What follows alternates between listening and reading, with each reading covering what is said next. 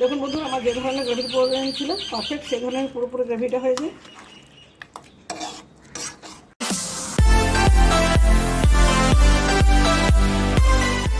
বন্ধুরা, আমার চ্যানেলে আপনাদের সবাইকে স্বাগত জানাচ্ছি একটা চিকেনের রেসিপির সাথে। অনেকদিন ধরে বিভিন্ন রান্না করলেও চিকেনের রেসিপি আপনাদের সাথে শেয়ার করা হয়ে ওঠেনি বিভিন্ন কারণে। ওই জন্য ভাবলাম হোলি উপলক্ষে একটা চিকেনের রেসিপি আপনাদের সাথে শেয়ার করি। আমি আজকে বানাবো চিকেন লোহরি। চিকেন লোহরি বানানোর জন্য একটা 600 গ্রাম চিকেন নিয়ে এসেছি বাজার থেকে। 4-5 বার খুব ভালো মতো করে ধুয়ে জল ঝরিয়ে রেখেছি চিকেনটা। এবারে চিকেনটার মধ্যে মাখিয়ে দিচ্ছি আদা রসুন বাটা। আদা রসুন বাটাটা খুব ভালো মতো মাখিয়ে রেখে দেবো 15 মিনিটের মতো ম্যারিনেশনের জন্য। এখন লবণটা অ্যাড করছি না, লবণ দিলে আগে থেকে জল ফিরে যাবে। যতক্ষণ এটা ম্যারিনেট হচ্ছে সেই সময়ের মধ্যে এই রান্নার জন্য যে সাধারণ একটা মশলা লাগবে সেগুলো তৈরি করে নিয়ে ফিরে আসছি। বন্ধুরা, ফিরে এলাম 15 মিনিট পর। সেই সময়ের মধ্যে আমার চিকেনটা খুব ভালো মতো করে দেখুন ম্যারিনেট হয়ে গেছে। আর এদিকে কড়াই বসিয়ে দিচ্ছি। কড়াইতে দিচ্ছি পরিমাণ মতো সাদা তেল।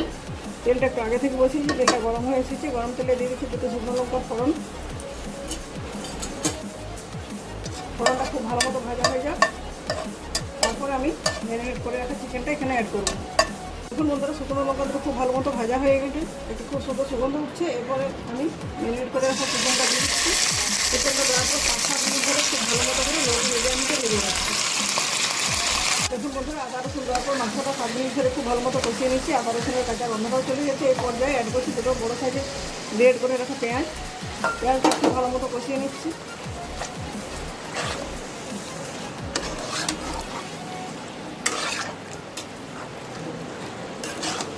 ততক্ষণ পর্যন্ত কষাবো যতক্ষণ না পেঁয়াজের কাঁচা গন্ধটা যায়, পেঁয়াজটা পুরোপুরি না ভাজা হয়। দেখুন বন্ধুরা, পেঁয়াজটা খুব ভালো মতো কষানো হয়ে গেছে মাংসের সাথে। পেঁয়াজ দেওয়ার পর মাংসের মধ্যে যে জল কেটেছিল সেই জলটাও শুকিয়ে গেছে। এরপর এখন আমি অ্যাড করছি বেটে রাখা জিরে ও ধনে। জিরে ধনে বাটাটা একসাথে বেটেছি, এটা দিয়ে দিচ্ছি 2 চামচের মতো। ততক্ষণ পর্যন্ত আমি রান্নাতে লবণ অ্যাড করিনি। দিচ্ছি পরিমাণ মতো লবণ, 1 চামচ হলুদ গুঁড়ো, কালারের জন্য দিচ্ছি কাশ্মীরি লাল লঙ্কার গুঁড়ো 1 চামচের মতো দিচ্ছি। তারপর খুব ভালো মতো করে কষিয়ে নেব।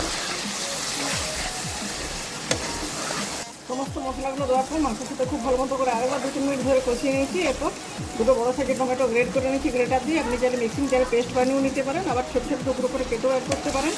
এই টমেটোটা দিয়ে দিচ্ছি। টমেটো দেওয়ার পর ততক্ষণ পর্যন্ত কষাবো যতক্ষণ না টমেটোর কাঁচা গন্ধে যায়। দেখুন বন্ধুরা, টমেটোটা মাংসের সাথে খুব ভালো মতো করে কষিয়ে নিয়েছি। টমেটোর কাঁচা গন্ধ চলে গেছে। টমেটোটা কষাতে আমার 3 থেকে 4 মিনিট সময় লেগেছে। এরপর দিচ্ছি ঝালের জন্য 4-5টা চেরা কাঁচা লঙ্কা আর 150 গ্রামের মতো টক দই। দইটা দেওয়ার পর মাংসটার ভিতরে জল কেটে যাবে। ততক্ষণ করে মাংসটা রান্না করতে হবে যতক্ষণ দই দেওয়ার পর যে জলটা বেরিয়েছে জলটা না শুকিয়ে যায়। দেখুন বন্ধুরা, 4-5 মিনিট ধরে কষিয়ে নিচ্ছি। দই দেওয়ার পর মাংসটা যেটুকু বাকি ছিল প্রায় সিদ্ধ হয়ে এসেছিলো। দই দেওয়ার পর যে জলটা বেরিয়েছিল সেই জলটাও শুকিয়ে গেছে। এরপর এখন আমি দিচ্ছি কিছুটা কসুরি মেথি। আপনি বাড়িতে থাকলে কসুরি মেথি দেবেন, না ধনে পাতা দেবেন। আর বেটে রাখা গরম মশলা, আমি এখানে সব বাটা মশলায় রান্না করতে করছি। গরম মশলাটা বেটে ব্যবহার করলাম, গুঁড়ো দিলাম না। আর দিয়েছি কিছুটা জল। জল দেওয়ার পর 5-7 মিনিট একদম সিমে রেখে দিচ্ছি। যেটুকু বাকি আছে রান্নাটা হয়ে যাবে। আমার যে ধরনের গ্রেভিটা প্রয়োজন সেই টেক্সচারটা পারফেক্ট চলে আসবে। দেখুন বন্ধুরা, রান্নাটা 7 মিনিট সিমে রেখে দিয়েছিলাম ঢাকা দিয়ে। ফিরে এলাম 7 মিনিট পর। 7 মিনিট পরে দেখাচ্ছি। দেখুন ঢাকা খুলে কি দুর্দান্ত কালার হয়েছে রান্নাটা। যে সমস্ত উপকরণগুলো ব্যবহার করছি সবগুলোই সাধারণ, কিন্তু রান্নাটা হয়েছে অসাধারণ। কী করে সাধারণ মাল মশলা ব্যবহার করে রান্নাটা অসাধারণ হয় তা জানতে হলে বন্ধুরা অবশ্যই আমার ভিডিওটি প্রথম থেকে শেষ পর্যন্ত ধৈর্য ধরে দেখবেন। এটা এমন একটা রান্না, এই রান্নাটা ভাত, রুটি, লুচি, পরোটা, নান সব কিছুর সাথে খাওয়া যায়।